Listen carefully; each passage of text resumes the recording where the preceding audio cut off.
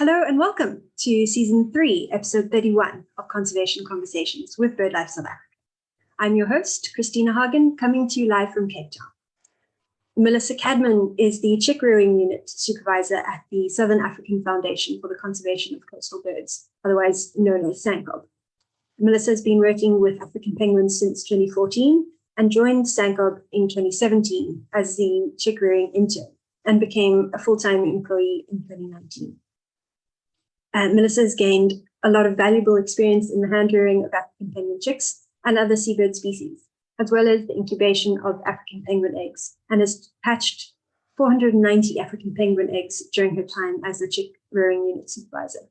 I know this project quite well and have worked with Melissa and other colleagues at SANCCOB and greatly admire the work they do and really value our partnership together. So I'm looking forward to hearing all the details about the project. So Melissa, when you're ready, you can start sharing and take it away.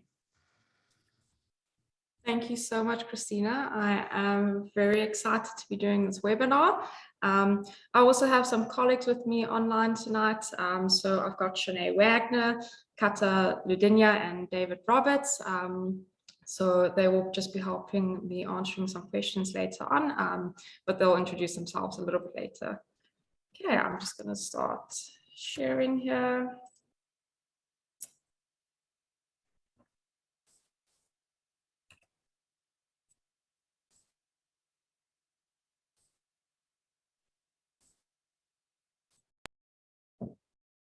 Great, there we go. I can see it. Okay, I can see.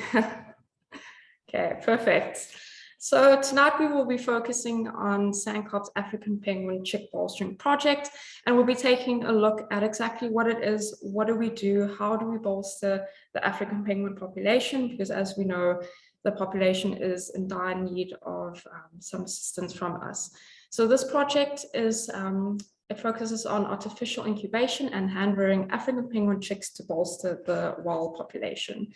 We'll be taking a look where these chicks and eggs come from, why we admit them, and then what happens. So the process from admission to hatching these eggs, and then getting these chicks ready for release, and then even what happens after that. How do we monitor how these birds are doing out in the wild? Okay, so where exactly, when exactly did this project take off? So the Chick Bolstering Project was established in 2006, and that was in collaboration with multiple partners. And even up until this day, we really have amazing donors that assist us to be able to save this amazing species that we have. So abandoned African penguin chicks were rescued and brought to SANCCOB, and that was done as a conservation intervention for the species. So the Chick Rearing Unit was established in November 2011, so that was quite some time after the Chick Bolstering Project was established, but that was done due to the large admission numbers that we were seeing, and that kind of became the norm for SANCCOB. So then the Chick Rearing Unit, so where I work specifically with these chicks and eggs, that was only established in 2011.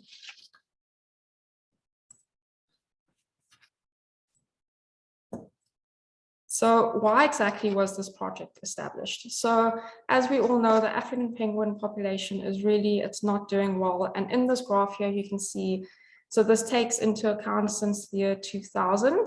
So that doesn't even take into account the million breeding pairs we used to have in the early 1900s. So you can see here since 2000, the plummet that the African penguin population has taken. And there's a direct correlation between the biomass of fish available and then your population numbers. So up until the beginning, when the project was started, intervention was needed, and up until this day, it is still needed. So that is the reason why we started the project, and even why we are continuing with the project. And the African penguin population numbers, it seems to be plummeting about 10% every year. And then the most recent census that was done in 2022, that was around June, July, I think, there's only 10,000 breeding pairs left in South Africa now. In Namibia, we've got about 4,000. No one is really 100% sure of that number. So we can say we've got about 14,000 breeding pairs, and that is not a lot of penguins left out there, which is really sad. and heartbreaking to see. That's why, you know, we all love what we do at SANCCOB, because we really want to make a difference. And then these birds have also been listed as endangered by the IUCN since 2011 already. So how do we get these chicks and eggs in? So we work with the managing authorities in the colonies, so Sandparks, Cape Nature, Robben Island Management, City of Cape Town. We work together with them, and the managing authority actually makes the initial decision whether chicks or eggs need to be removed. SANCCOB will come in by providing training, so handling training, transportation training, and just to ensure these chicks and eggs can get safely to SANCCOB. So in this little graph here, that was meant to be circled around Robben Island, but Robben Island, Salmon Sound, Stony Point, and Bird Island, so those are all colonies where we have rangers employed, so SANCCOB rangers, and those guys work closely with the managing authorities to monitor the colonies, and they do nest counts, molting counts, disease surveillance, so they do quite a lot. And these guys are amazing. They know the colonies like the back of their hand. They can tell you that this nest has so many chicks and the chicks hatched at this time, and here we've got a lot of eggs and the eggs were laid around more or less this time, so they should be hatching next month. So it really is, it's great seeing them working in the colony. I don't often get to spend time there, but when I do, I absolutely love it to see where these eggs and chicks come from. So these photos, they're just showing some of our rangers and how they are handling the chicks and the eggs, and they really have to literally do a bush crawl to be able to get these chicks and eggs. So yeah, I take my hat off to them. So how do we monitor breeding success and the impact of climate change? Because that links closely, and we'll see in a moment with the graphs that I've got, that links quite closely with the number of eggs and chicks that we've been seeing the past couple of years. So in colonies, we've got weather stations, so we can actually take the temperatures that are that's inside the colony, and we can also measure the temperatures that are inside the nest boxes as well. And then we can see if there's a correlation between that. So any severe weather event that we have and that we've been having the past couple of years, we can then do a correlation and see how that impacts your breeding success. So it's quite interesting stuff. There's a lot of research projects going on. There's too many to mention. I don't think I even know all of them, but there's a lot happening in the colonies to be able to monitor these birds and see what we can do differently and how we can help them. So you can just see here, there's different nest types that we've got, and we just check, does the different nests make a difference to the birds? Do they prefer one or the other? And then you can also see there's a lot of natural vegetation in the colonies, just to ensure there's space and protection for these birds. And specifically in this photo in the middle, in the bottom here, that's all natural vegetation that was put there. So with the recent heat and storm events that we've been having, we've been seeing quite a bit of an increase over the past couple of years. So in 2022 alone, we admitted 379 African penguin eggs, and that was just in January and February 2022. That didn't take into account the other eggs that we admitted from February onwards, or from March onwards. And that already was a 25% increase from what we saw in 2021. So 2021, we admitted just over 200 African penguin eggs. And that was all due to heat. The colonies got so hot, the adult penguins, they had to go to the ocean to cool off, and that left the eggs and chicks exposed to the weather and to other predators as well.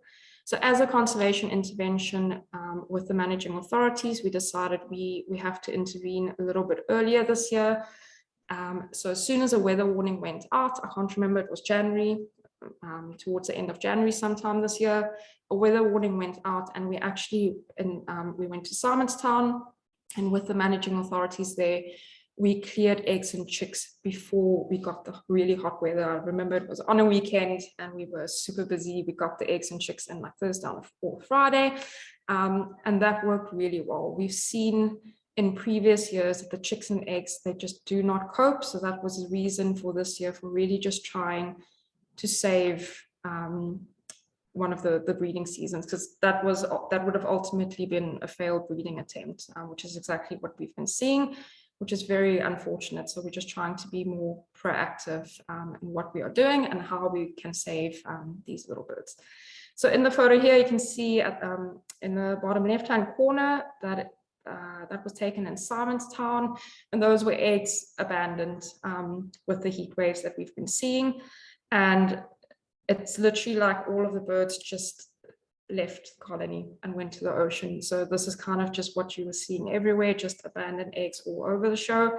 And then in the middle here, those were just chicks. I think that might have been Simonstown as well, but these chicks really suffer. And last year, we had quite a few mortalities as well. So that's also why we just decided to preemptively clear the eggs and chicks. And then in the last photo here, that was actually during a flooding event that happened earlier in the year, or with the winter that we just had. And that photo was taken by one of my colleagues in Stony Point, and you can see the egg was almost covered in water, and that was what all of the nests look like. So besides having these heat events that we've been seeing, we also seeing quite a bit of flooding happening. So this year we had 38 African penguin chicks admitted due to flooding, and last year it was even a little bit more. And it's not just in Stony Point, it's also in Bird Island, if I remember correctly, also had quite a bit of flooding this year. So quite a lot that's happening with these birds, and that's kind of working against them. So in this graph here, you can see the eggs that have been admitted, eggs hatched, and then eggs released as well. And you can see there's quite a big gap between the eggs that have been admitted and then how many have hatched and how many have actually been released. And the reason for that is with those eggs exposed to those temperatures that they've been exposed to, and we're not always sure how long the eggs have been exposed for either. We really do need to take into account the disturbance that it caused to the colony by going in and clearing eggs, and if the managing authorities weigh that up. So sometimes we don't know how long the eggs have been left there. So that's the big gap that you see. A lot of these eggs do not even make it into the egg incubators that we've got. So on admission, we'll get to that in a moment, how we can see if the embryo is viable or not, and we can also see how old the embryo is, so we can also get an estimate when the embryo actually died. And that gives us some valuable information, because if the egg is not viable on admission, we know, okay, something must have happened in the colony, or maybe it has just been abandoned too long and it hasn't survived, unfortunately. And then from the eggs that have hatched and the chicks that we release from there, it's not too big of a gap, and these chicks are they have absolutely no immune system when they hatch, so you have to be incredibly clean. We've got a lot of protocols in place, biosecurity measures in place to just keep our space safe for the little chicks that hatch. And then 2022, we still have quite a few chicks in the center as well, so that'll definitely go up. But this year alone, and I think Christina did mention it in the talk a couple of weeks ago, but we released 60 chicks alone at the WIP Nature Reserve, so the project that BirdLife South Africa is heading up together with Cape Nature as well. So where do all these eggs come from? So between Simonstown and Stony Point, that's where we get all of our African penguin eggs.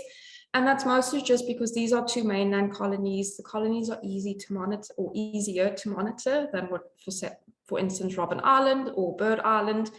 So that's where we get most of our eggs and chicks in. We do get chicks in from our other colonies as well. So you can just see here as well from 2020. So 2020 has kind of been where we've seen the increase in admissions and severe weather events. That's where we can really see some things happening here with these birds. So since 2020, we've just had a larger admission of eggs.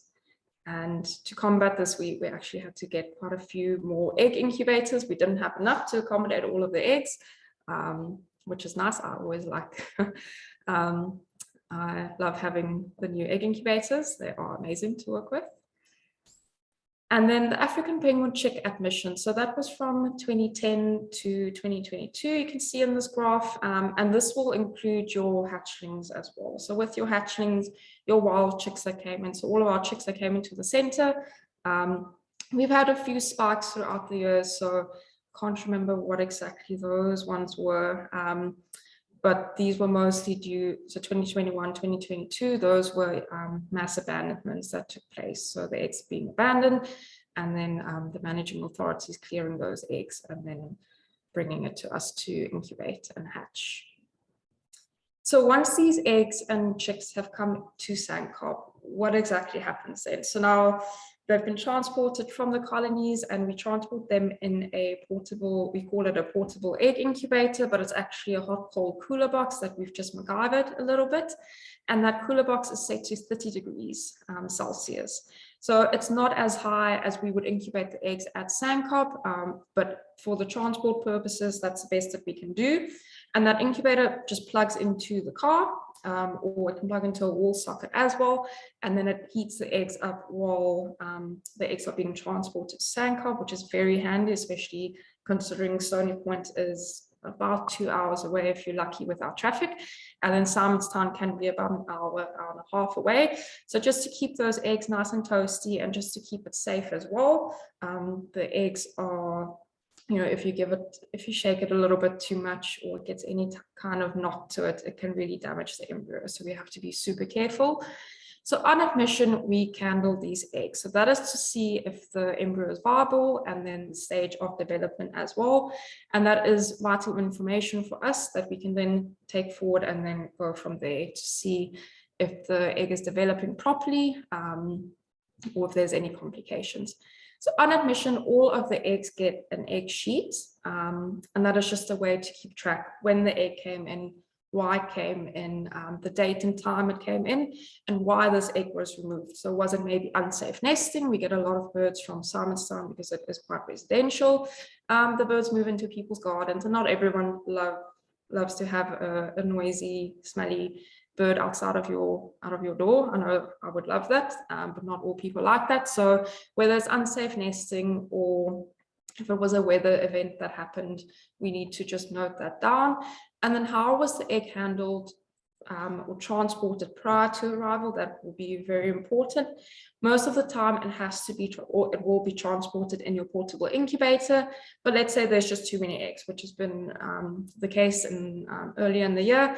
We would then make provision. We would have to find alternative, very creative ways. The rangers can get very creative with how they pack eggs for us, and all just to keep those eggs nice and safe.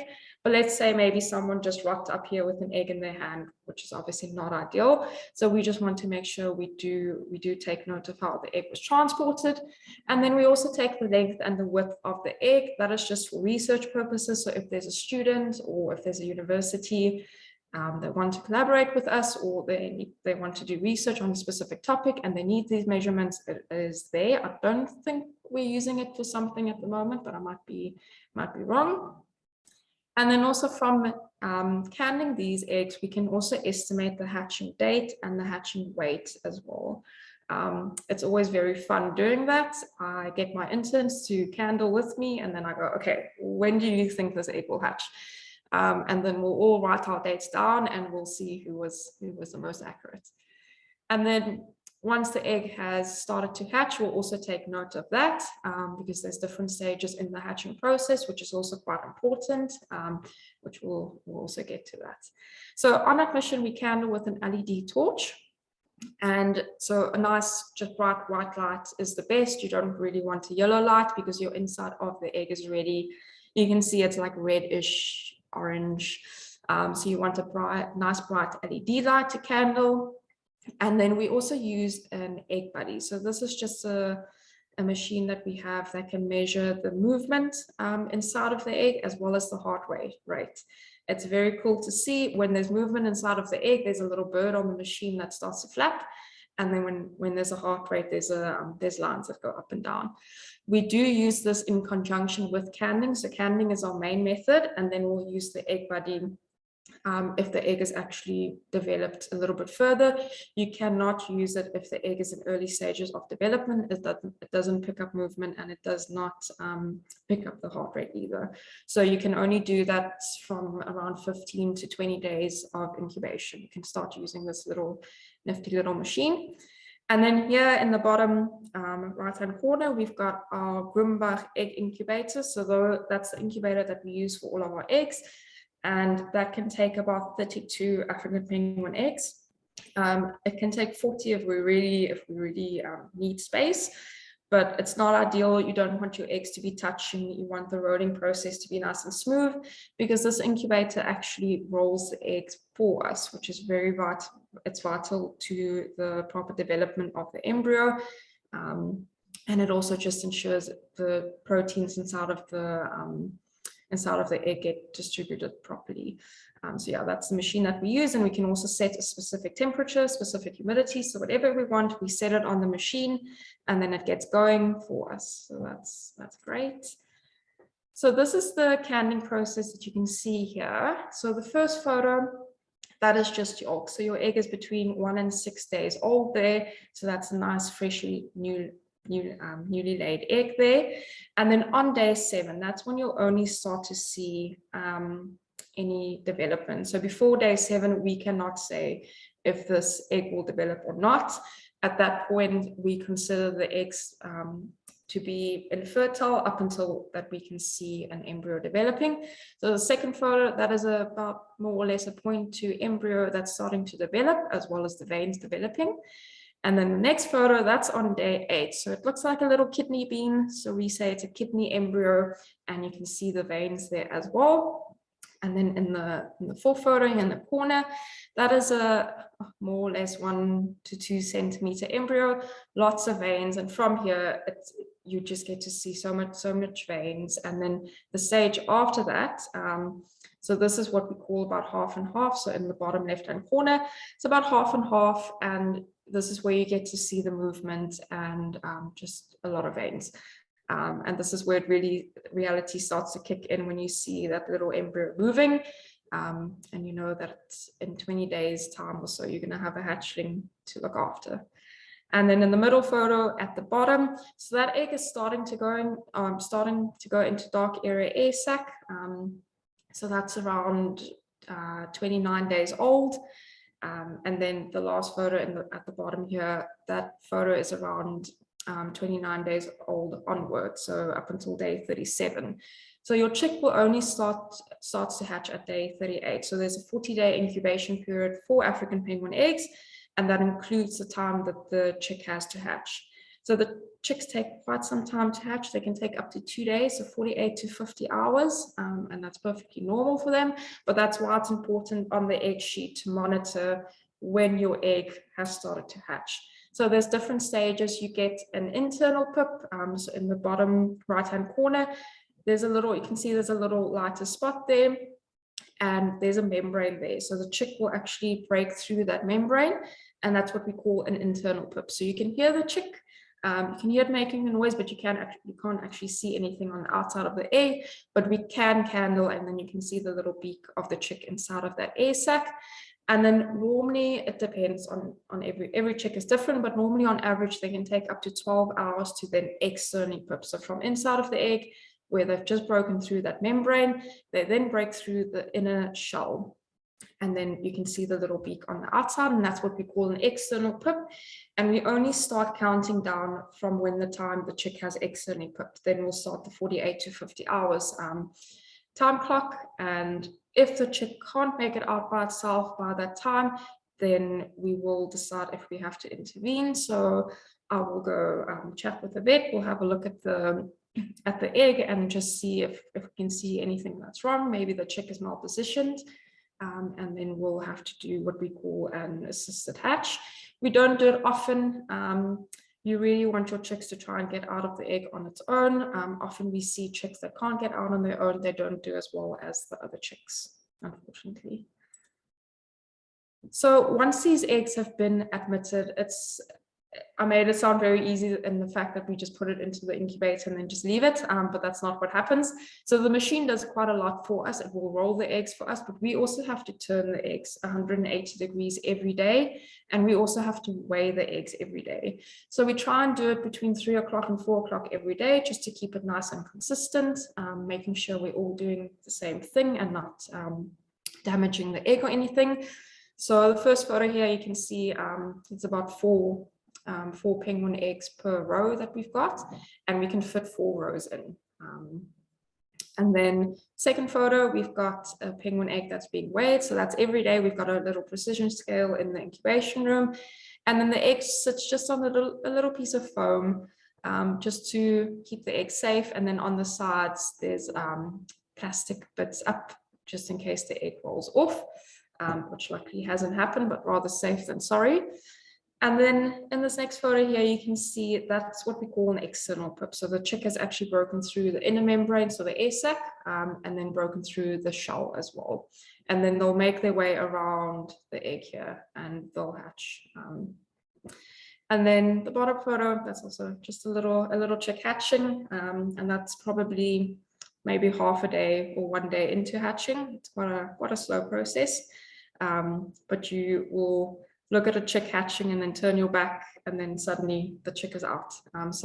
Some reason we always seem to miss that part where the chick breaks itself out of the egg. I think I had one intern this year, she caught it on video, which is, I told her, you're very lucky that she was able to do that. And then the middle photo here, in the bottom, you can see there's a little chick there sticking its head out of the egg. And then the last photo, the arrow pointing towards the chick's beak, that is the little egg tooth. So all of the African penguins, they do hatch with an egg tooth at the tip of their top beak. And that is actually what assists them with breaking through those membranes and breaking through the shell as well, and then hatching. And that egg tooth will eventually disappear as the chick gets older. It doesn't take too long, a couple of weeks, a week or two, and then the egg tooth will be gone. So once these eggs have hatched, that is when the real work begins. Caring for eggs, it's not too time consuming because we only handle them once a day. You don't want to handle them more than that. You don't want to cool them down. So once the chicks have hatched, that's when we put them into a neonatal incubator. So the incubators that you will see in the hospitals, we've got 3 of those at the moment, and we can fit about 10 chicks in. Again, you can do more, but we don't really recommend it because those chicks, if one gets sick, the probability that the rest will get sick is quite high. So we try to keep it as limited as possible. And the chicks sit in little flower pots. So that is what this little guy on the bottom, what he's sitting in. And that just works perfectly for us. When your chicks have hatched, they can't really do anything. They don't really walk around at all. Eyes are closed. They're completely dependent on us. So we just put them in little flower pots with a nice substrate that is paper toweling to just ensure that the chicks, their feet do not slip out underneath them. And they will stay in here for about 8 days or until they reach 100 grams. Whatever comes first, it just depends on the chick. Not all chicks hatch at the same weight. So some chicks will hatch, the average is 68 grams. And you might get another chick that hatch at 80 grams. And that's quite a big chick in our eyes. When they hatch, it also just depends on the size of the egg as well. So yeah, for 8 days, these chicks will stay there and they will be fed every 3 hours from 6 o'clock in the morning until 9 o'clock at night.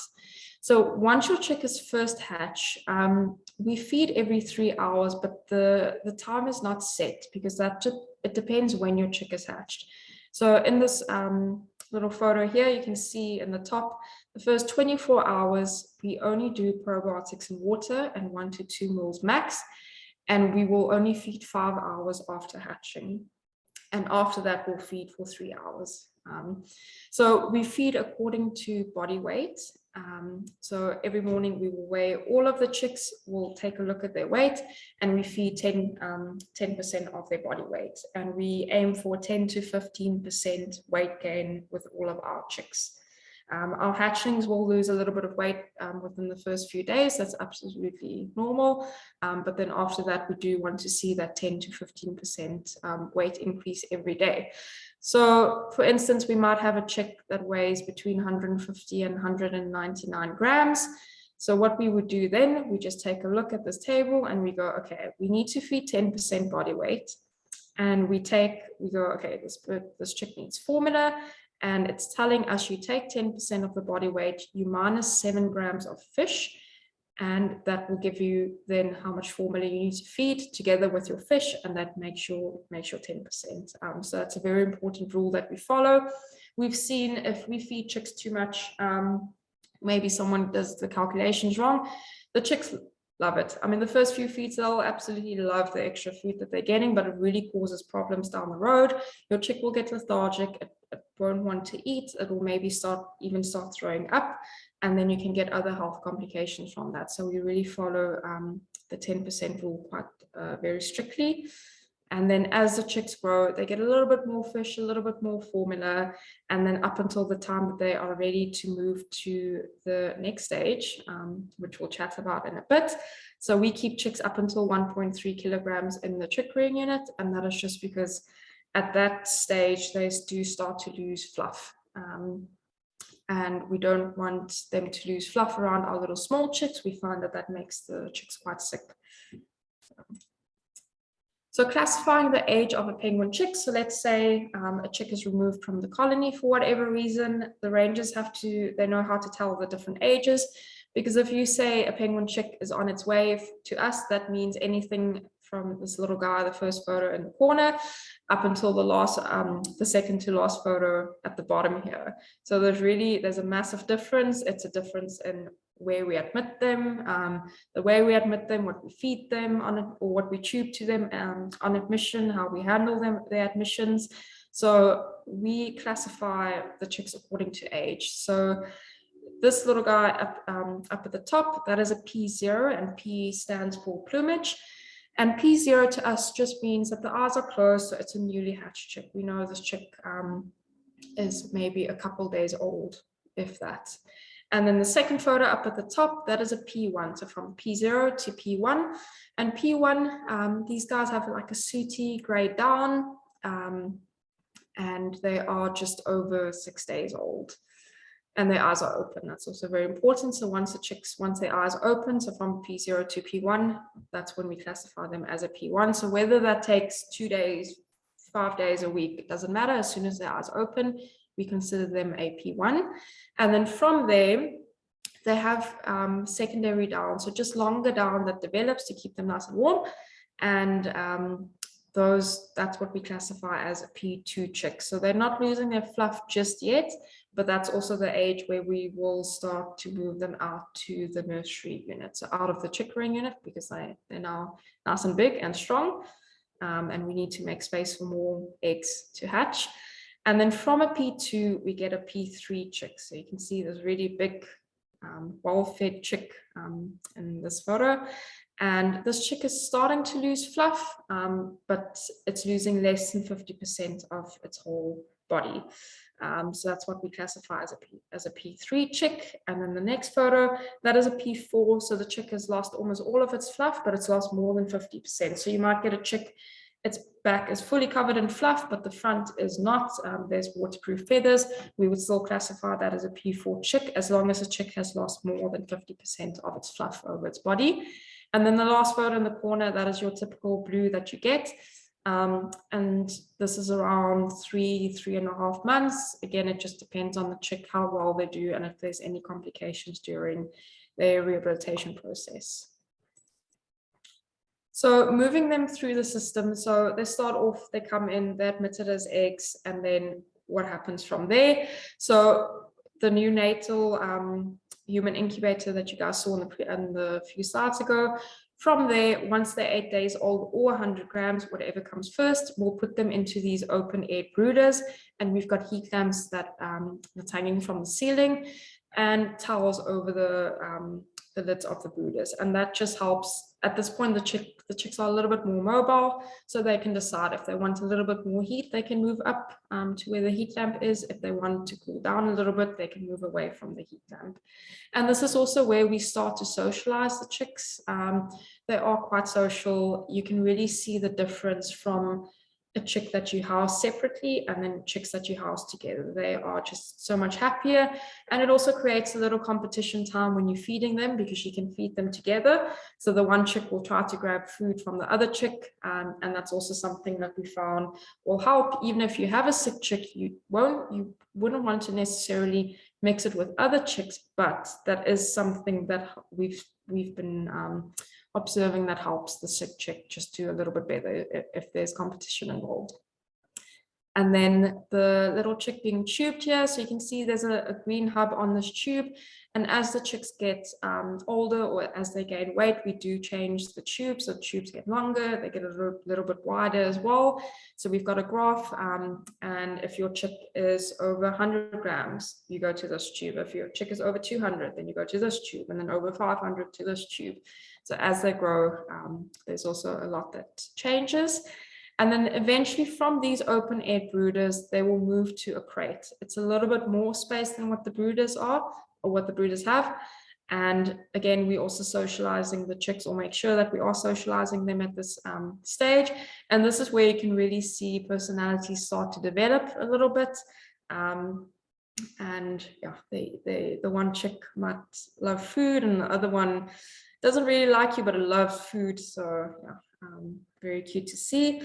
And then in the bottom photo here in the corner, we've got, that's our vet, Dr. David, and then just one of my interns from earlier in the year, just doing some health checks on a chick. So during all of this that's happening, we always have a vet on site here for the whole day. We've got our interns working around the clock to feed these birds, to care for them, to medicate them, to help with admissions, to help with all of the candling that needs to be done.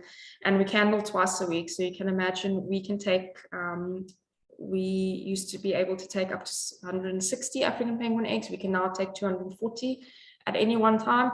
And if you need to candle that twice a week, you're going to be spending quite a few hours in that incubation room. So yeah, help is always appreciated. And that way we can also just make sure we do develop our interns as much as we can. So then once these chicks have now been in CRU, they've reached 1.3 kilogram, they will start to lose fluff soon. So we want them out of the chick rearing unit. So then they will move to the nursery. So this nursery opened shortly after the chick rearing unit opened, 2014, if I remember correctly. And that was just to supplement the chick rearing unit because we saw we need an extra space for these chicks. There's just too many, and we don't want them in the chick rearing unit. And again, we do weekly health checks, or we do health checks twice a week. So I'll check the birds once, and then the vet will come later in the week and take some bloods as well, and also just check them. And that's just to stay on top of their health, making sure they're doing good, they're gaining weight, they're eating the way that they should, and just prepping them for the release process. And we also start to swim them in the nursery. You can see this chick here in the corner, it's got a funky little afro situation going on. So as soon as they have very little fluff left, so when your chick is a P4, but they basically have maybe one patch of fluff left on their body, we will start to swim them in the nursery just to get them used to the pool, knowing how to exit the pool, how to enter the pool, the temperature of the water. And then after a couple of swims, these chicks absolutely love it. Some of them do take a little bit longer to adjust than others, but we're always monitoring them, making sure they are okay.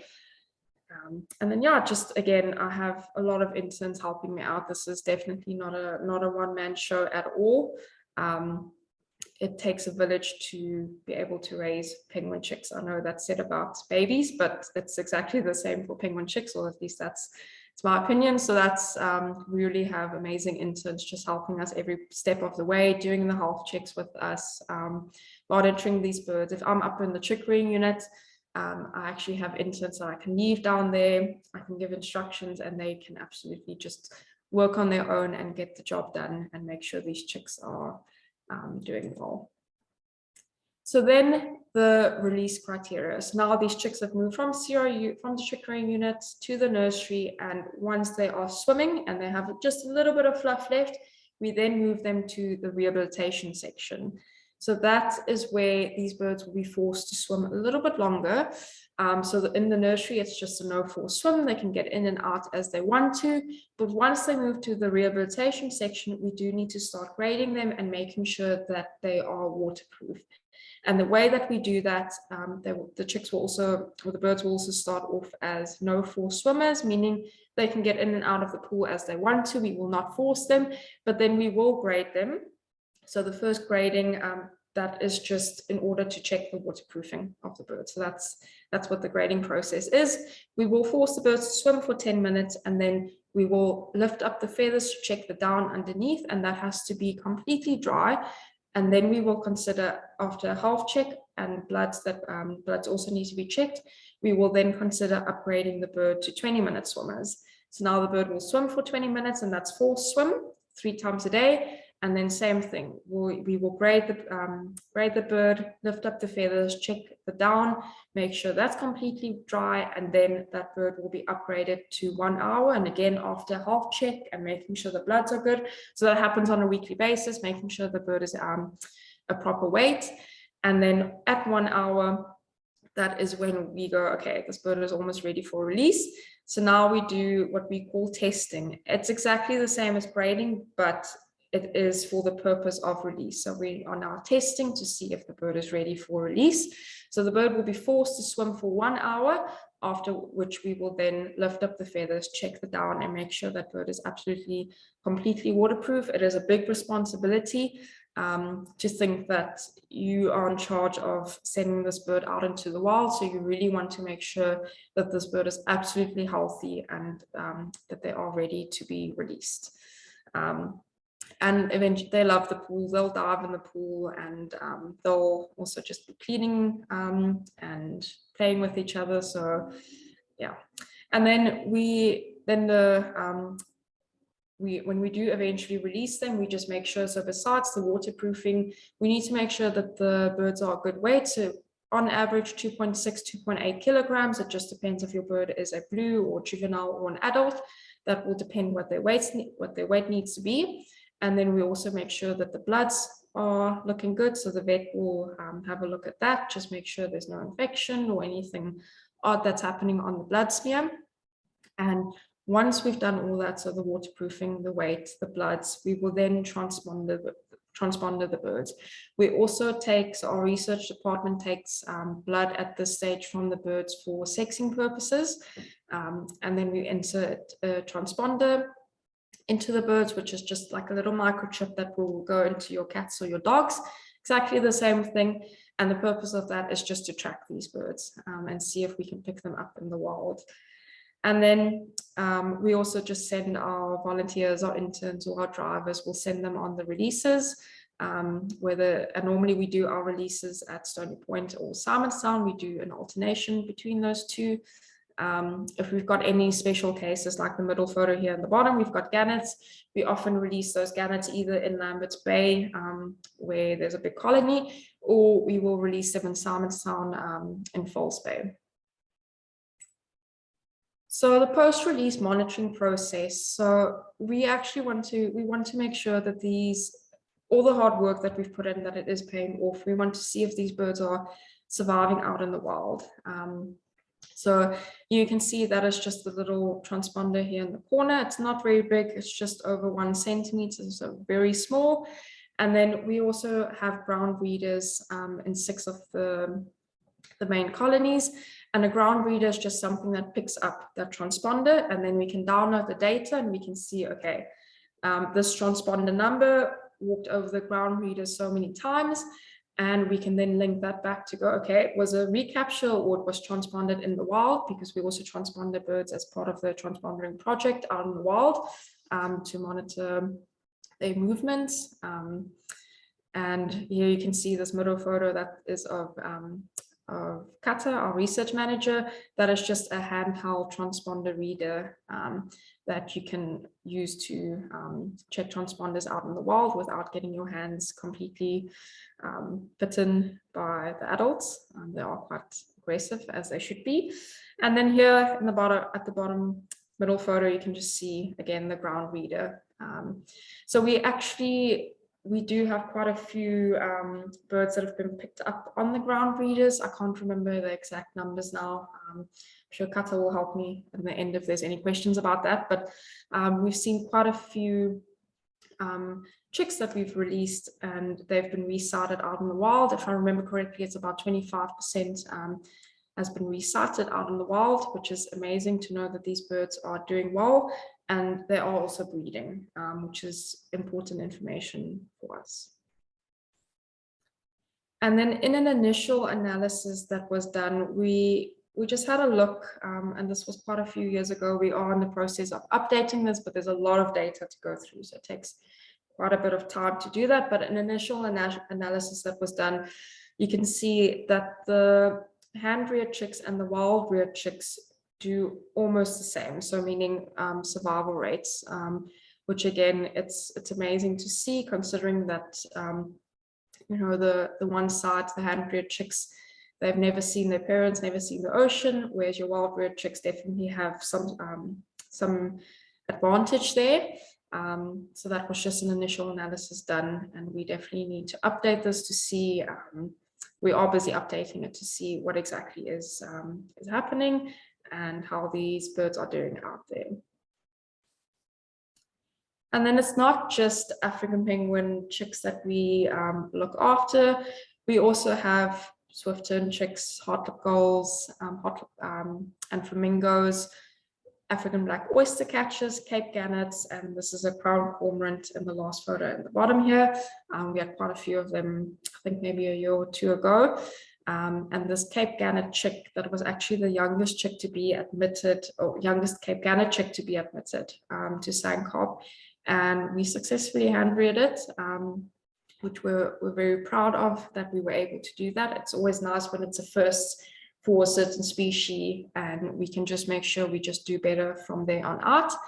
And then we also released our first hand-reared African black oyster catcher back in 2016, which was also a big milestone for us. And then these birds, unlike African penguins, they do imprint quite easily. So we do have ways to make sure that they don't imprint on us or become too habituated. So most important is just no talking around the birds, no petting them. We know they are, you know, they look very cute, besides that they do bite, but we do not want to encourage that at all. So all of our interns and volunteers know we've got a very strict rule: no petting, no talking to the birds. As much as you want, you need to keep it to yourself. And then we also dress up. So let's say if it was a cormorant, we would dress up in all black, head to toe, make sure the birds cannot see our face, they can't see our hands. We put gloves on as well. And then we also play sounds from the colonies to the birds, which we've seen it definitely perks them up a little bit. They will start to vocalize as you're playing the sounds. And we make sure, again, we're playing the sounds while we're not in the room. So we'll play before feedings and after feedings. And then we are also looking at getting decoys made, which will be great. We can then use the decoys to feed them instead of just using normal nitrile or latex gloves to just cover our hands. But that's what we're doing at the moment. And it seems to work for the most part. So yes, swift-turns, Cape gannets, cormorants specifically, they do imprint quite easily. So it's definitely something that we need to be aware of and just act quickly before they're imprinted. And then, of course, just in to another project to bolster the wild population, there is also a project that is led by BirdLife South Africa in collaboration with SANCCOB and Cape Nature. And this is a nature reserve, De Hoop Nature Reserve. And this project is led, that is Christina there in the photo, and that's me there feeding the chicks. And this is just an area that seems to have really high fish abundance, and we're trying to establish a new colony. So BirdLife, that's what BirdLife South Africa is doing. And Christina, that's been very much her life, and she has given a talk, I think a couple of weeks ago or so. So I won't go in too much detail about that, but yes, we're really proud to be part of this project. And we're hoping it'll just absolutely take off. So yes, this year we released 60 chicks. Last year, I think also maybe between 60 and maybe 90 chicks. I can't completely remember, but absolutely amazing work that's being done in order to establish a new colony. And there's decoys around to hopefully attract penguins, and there's also sounds being played to also hopefully attract penguins. So yeah. So like I said, we completely rely on our amazing interns and volunteers to help us out. There's always work to be done, and I'm the only one in the chicory unit supervising that area. So that is the chicory unit and the nursery. So these guys, they work the shifts, they work the long hours. And we are very grateful for them. They're there every step of the way, and we just really try to work on their personal development as well. So time management, initiative, problem solving, teamwork. So these are, if people have time, have a gap year, or they're just looking for something else to do, that's normally the interns that we get. And there's different opportunities available as well. So we've got a seabird rehabilitation internship, which is 3 or 6 months. And that is not working with the chicks, but these guys, they work in the general center, so the rehabilitation section, and then also in our intensive care unit. So that is just seeing, in that internship, you can see a bigger variety of species, whereas mostly in the chicory unit and the nursery, we focus on African penguin chicks. We do often get other chicks in, like Cape Gannet chicks. We got in quite a few this year. I think at one point we were sitting with about 80 Cape Gannet chicks, which was quite fun. Those guys they're very noisy birds and very smelly birds as well, even more so than what the penguins are. So we do get other species in of chicks, but those chicks will normally go to the nursery. And again, that's just because we really try to keep the chicory units, just want to keep those chicks separate from other species. And then there's also people, they maybe don't have time to spend 3 months at doing an internship, or they don't have time to take a gap year.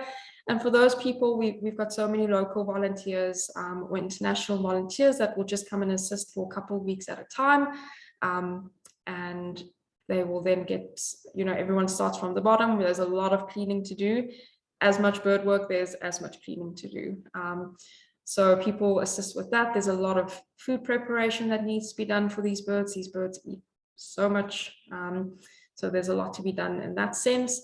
So we've got a local volunteer program, which is minimum 2 days in a month. And that could be in education, reception, driving birds around for us, or picking up any groceries that we might need. So not everyone is keen on working with birds, and that's perfectly fine.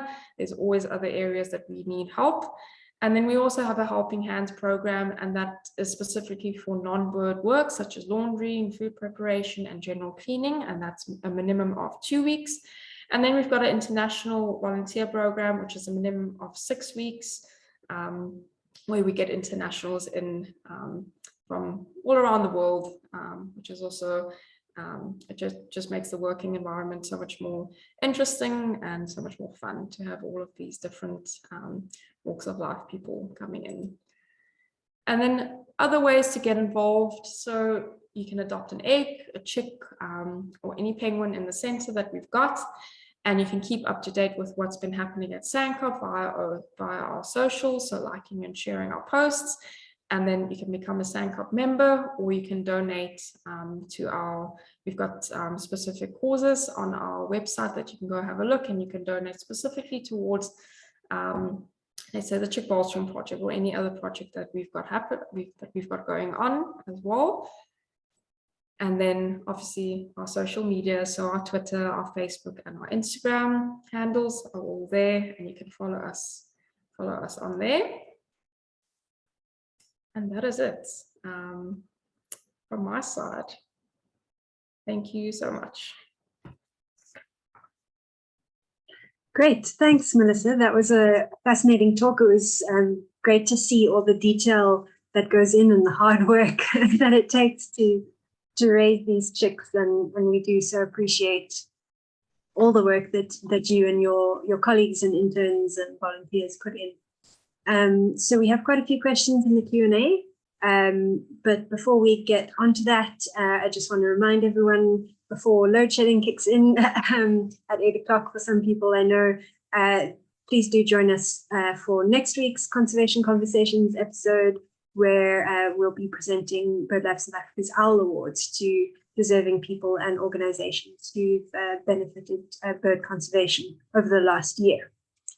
So Melissa, do you want to introduce your colleagues on the line as well now to help you answer some questions?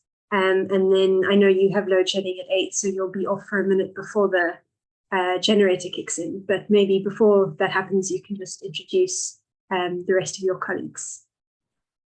Yes, absolutely. So online with me, we've got Dr. Kata Ludinias. She is the research manager at SANCCOB. And we've got Shanae Wagner. She's the education supervisor. And then Dr. David Roberts, which is our veterinarian. So they are all here for any research related questions, veterinary related questions, or any general volunteer related questions. They are just here to help answer all of those. Great. Thanks, everyone. Kata, Shanae, and David for joining us. So let's see if we can get a question in quickly before you go.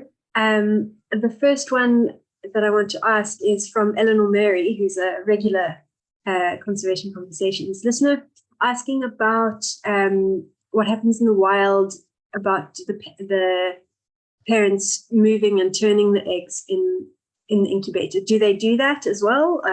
I would assume so, as that's kind of what you're mimicking, but could you maybe give a bit more detail on that?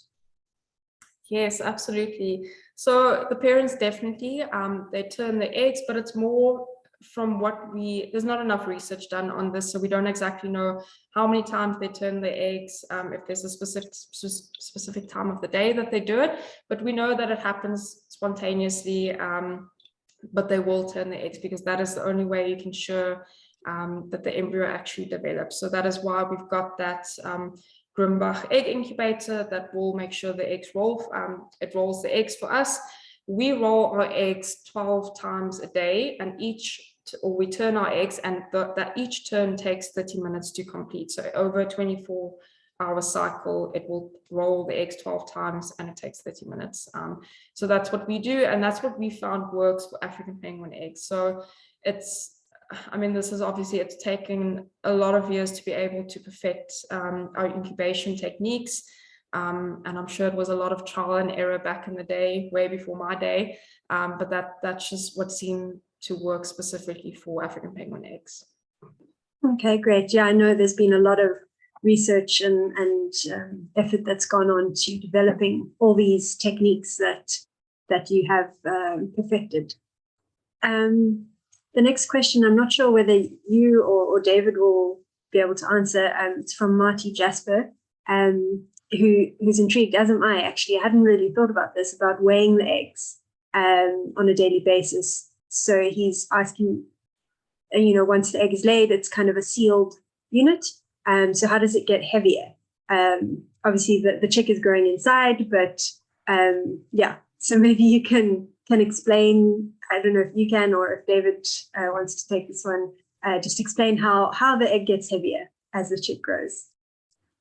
So actually, it's completely the opposite. Your egg loses weight during incubation. It does not gain weight, which blows my mind as well. But that is due to moisture loss. So the egg is porous. There's always so you're gaining oxygen, and you're losing your carbon dioxide and water vapor to the environment. And it also depends, your weight loss of the egg also depends on the humidity of your incubator. So if your incubator humidity is too high, your chick is going to grow very quickly, so too quickly. If your humidity is too low, your chick's going to grow very slowly. So it is completely mind-boggling that is the way it works, but no, eggs lose weight during incubation, and we aim for a 13 to 15% weight loss. So from the day that the egg has been laid to the day that the chick starts to hatch is about 13 to 15% weight loss. It's obvious, it's a little bit difficult when your egg comes in, and we never know exactly when the eggs were laid. Yes, we can tell from the canning, we can give an estimate that this is around about 8 days, it's around about 15 days, but we never know the exact day that the egg was laid. So from there, it can get a little bit difficult to know how much weight your egg should be losing, but as long as you make sure the humidity inside of your incubator is set properly, so we incubate at 45% humidity, so always making sure you're calibrating your incubator, your chick should be losing the correct amount of weight. Okay, interesting. I did not know that. Now, a couple of people have asked about the imprinting, which you've touched on, saying that African penguins don't imprint on humans, but other species do. Do you know why that is? Like, why penguins don't imprint, whereas cormorants, I know, are a big problem because they do. Do you have any guesses as to why that is? The penguins just seem a lot hardier in every aspect. Whether they come in with a severe injury that a cormorant might not survive, but the penguins will survive with, stress levels, they can cope with enormous amount of stress levels. So in every aspect, penguins just seem to do really well. And that's why, for us at least, they're really easy to look after in that sense, that they can cope with anything you throw at them. So with the penguin chicks, you do get chicks that do get a little bit more used to us than other chicks, but never, or I won't say never, you always get the odd ones out every now and again, and maybe 1 or 2 a year that we'll see that they are tame. But the chicks that we hatch in the chickery unit, and eventually as they move through the system, they know where they get their food from, but don't pick them up. Don't try and cuddle them, they will bite you. So I actually don't have an answer. I don't know if Kata or David might have an answer, but that is my observation, that they really just do well in every aspect. And there's a lot less if Oh, I think Melissa's load shedding has just kicked in. She will be back online as soon as the generator kicks in. But yeah, I think we'd heard the kind of gist of the answer. If only penguins did as well in the wild as they seem to be able to do in rehab. So there's a question from Lisa Newpin that I think David would be well placed to answer, asking about diseases and pathogens, if there are any that can be passed on directly to the eggs from the adults or from the female as they get laid or in the nest. David, could you give us an answer to that? We don't have too much trouble at SANCCOB. It looks like what the birds have in the wild is, we don't have many problems with egg-transmitted diseases, but they are definitely possible. So some of the bacteria, I think she mentioned salmonella as an option there. In chickens, it definitely can happen if the parents have a bad infection. Usually then the eggs don't survive. So in poultry, it might be a problem because the eggs are eaten by somebody who might get sick from it. But if the embryos are infected early, then they don't survive. What we're also a little bit worried about is the bacteria on the surface of the egg going into the chicks. Sometimes in the egg, if you get really dirty eggs, but usually just during hatching. So we need to make sure that our eggs are cleaned properly. But you can't sterilize the outside of an egg as you put it into the incubator because of the just dangers with affecting that very delicate surface. So we are looking at different methods of trying to reduce the bacterial count on the outside of the eggs and disinfect them a bit without properly scrubbing them. In some species, they do actually disinfect eggs, and it might be something we can work on over the next few years to improve our chick rates, chick survival rates, because when they do get infected, they don't have a very good immune system. So we want to do what we can to reduce the chances of actually catching any diseases in those early days. Yeah, absolutely. Thanks for that. I'm not sure who to direct the question to, but Christian asks about the ratio of males to females of the eggs that you've brought in. Maybe Kata, you want to answer that? Yeah, I can maybe answer that. To be honest, we don't know yet. So that is something that we want to look at. So as Melissa said, we are taking blood samples from the birds that before we release them. And we do take feather samples from the bird that we transpond in the wild. And that is actually one of the next research steps, is to see if there is any male-female ratio, or basically if there is a bias in sex ratio in the wild or in the birds that we hatch and release, because that is obviously very important for kind of population modeling in current models that we use to see how the species is dealing in the wild, we always assume that there's a 50-50. However, there have been studies showing, for example, that there can be a higher female mortality in birds being admitted to SANCCOB, but there the question is there actually more females out in the wild, or are the females just more likely to struggle and be admitted to SANCCOB? So the next step is now to actually try and see if there is a sex bias in the wild, and also if there is a sex bias with the birds that we hand rear and raise at SANCCOB. With adults, we can mostly determine the sex just by measurements. Unfortunately, in chicks, that's not possible. So we actually do need to send these samples off for analysis, but that obviously is also costly. So we are kind of still seeing how much money we have and how many samples we can send off and what is the best way to actually get a good idea of the sex ratio. Okay, thanks, Kata. And I'm glad we have you back, Melissa. Isn't load shedding wonderful? Then there's a question from Penny Abbott asking if a chick isn't thriving, how heavily do you intervene and kind of what steps can you take? It depends on what is wrong with the chick.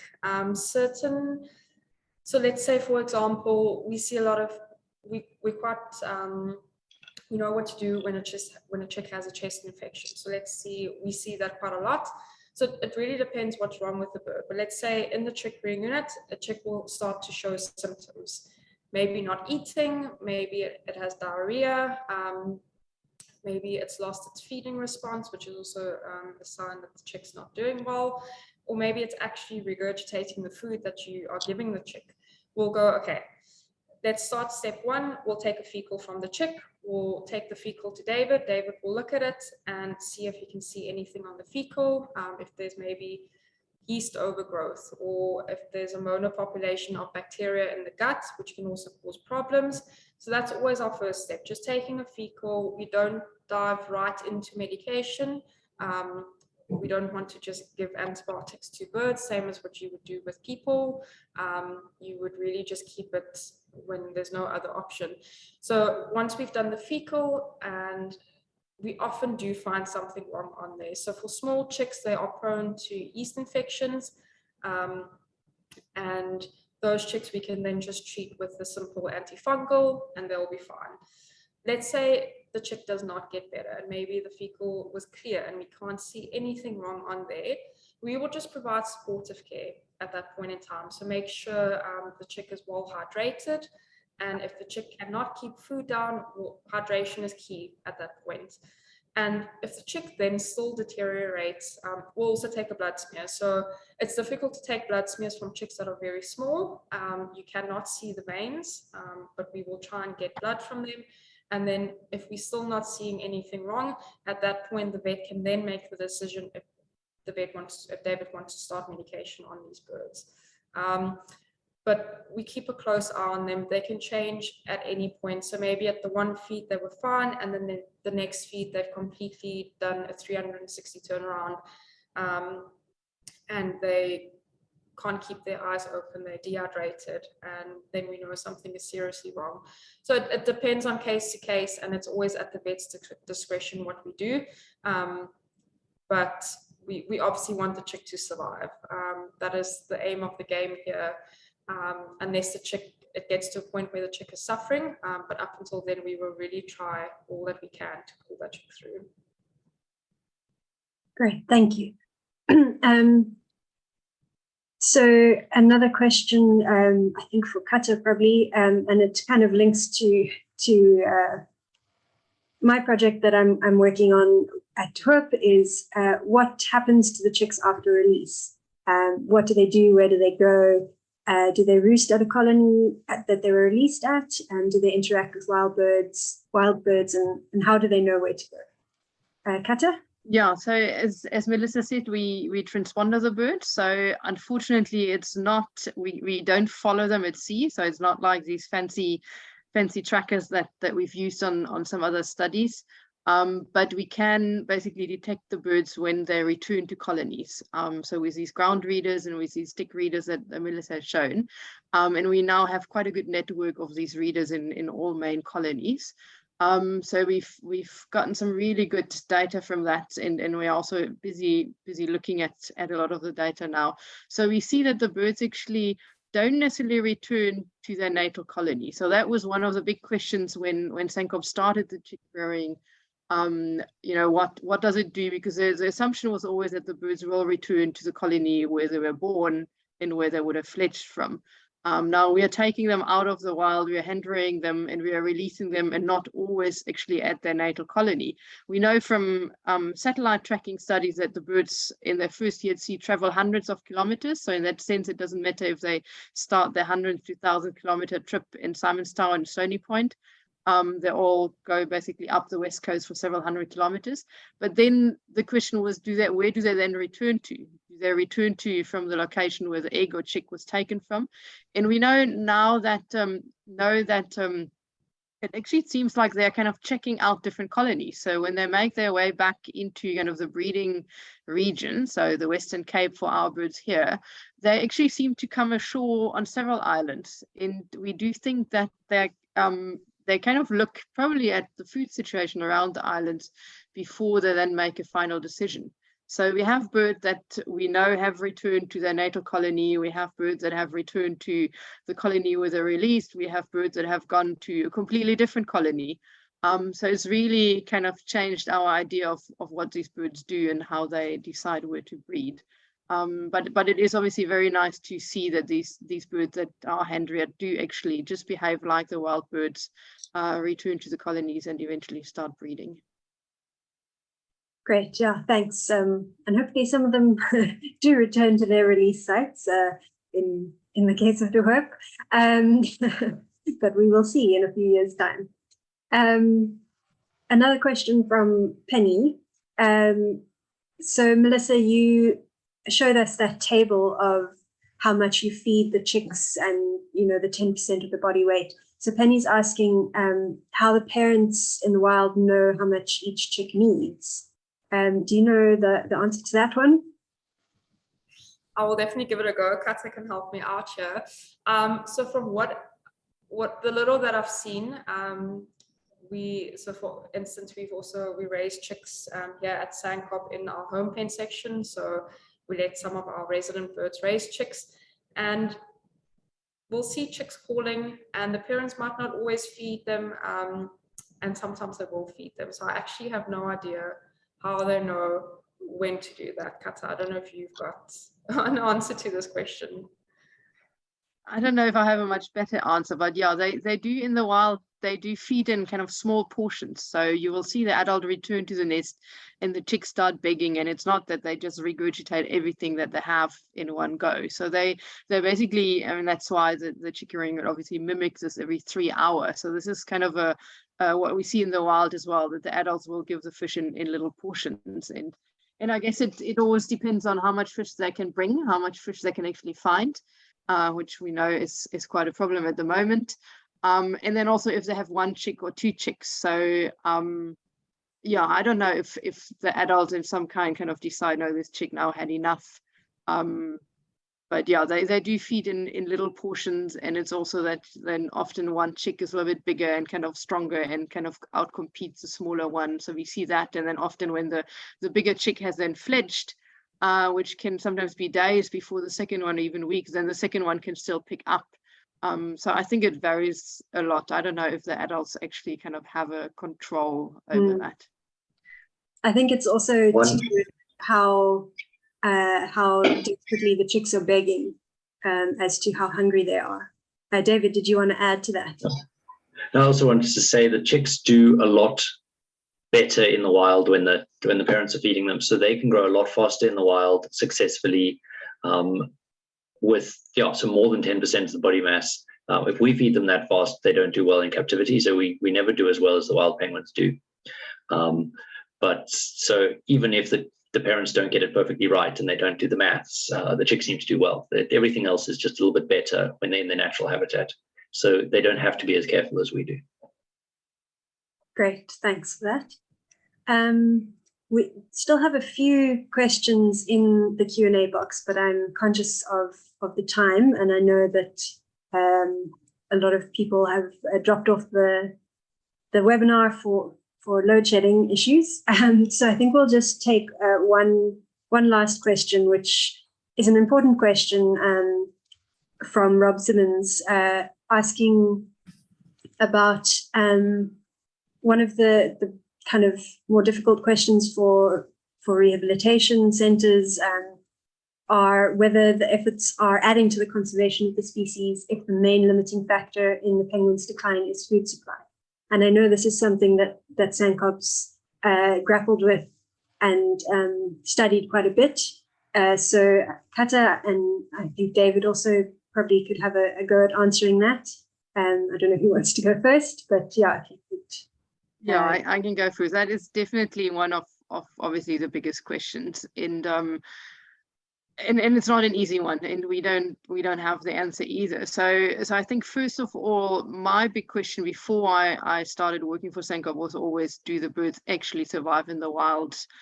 Yes, we know we can hand rear them. Yes, we know we can release them. Do they survive? Now with the transponder work, we do know that they survive, as good or as bad as the wild chicks.